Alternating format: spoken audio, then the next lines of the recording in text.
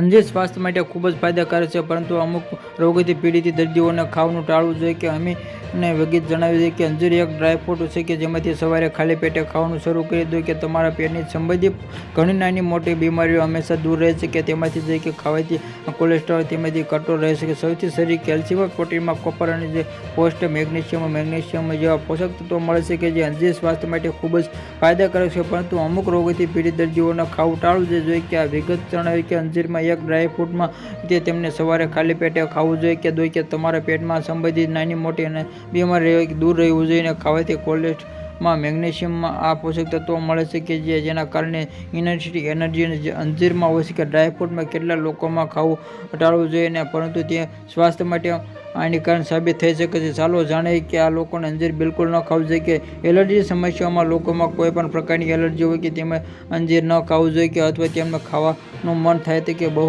ઓછું ખાવાનું જોઈએ કે સ્વાસ્થ્ય માટે હાનિકારક છે. અને ડાયાબિટીસ દર્દીઓને અંજીરમાં કુદરતી ખાંડ હોય છે અને આ માત્રામાં ખાવાથી લોહીમાં સુગર લેવલ વધી જાય છે. અંજીર ડ્રાયફ્રૂટમાં ઓછું સેવન કરવું અથવા ન કરવું જોઈએ. અને ડાયાબિટીસના અંજીરમાં કુદરતી ખાંડ હોય છે આ સુગરમાં ઓછું સેવન ન કરવું જોઈએ અથવા તે આ પેટમાં ગેસ પણ નિર્માણ જેવા લોકોને ગેસની સમસ્યા હોય તેમાંથી પણ અંજીર ખાવું ટાળવું જોઈએ, કારણ કે તેમાંથી ગેસની સમસ્યા દૂર થઈ શકે છે. અને ખાસ કરીને જેમાં ગેસ અથવા પેટનો ફૂલવાની સમસ્યા હોય તેમને તેનાથી બચવું જોઈએ. અને સર્જરીમાં તેમ તાજેતરમાં સર્જરી કરાવી હોય તો તમારે અંજીર જેવા ડ્રાયફ્રૂટ ખાવાનું ટાળવું જોઈએ. અંજીરમાં લોહીનું પાતળું થવું, દવાનું પ્રક્રિયા બીમારીઓનો લીવર બીમારી પીડિતમાં ભૂલથી પણ અંજીર ન ખાવું જોઈએ. અને લીવરમાં કામ કરી ધીમે કરવાની સાથે આ લીવરને લગતી ઘણી સમસ્યાઓનું કારણ પણ બની શકે છે.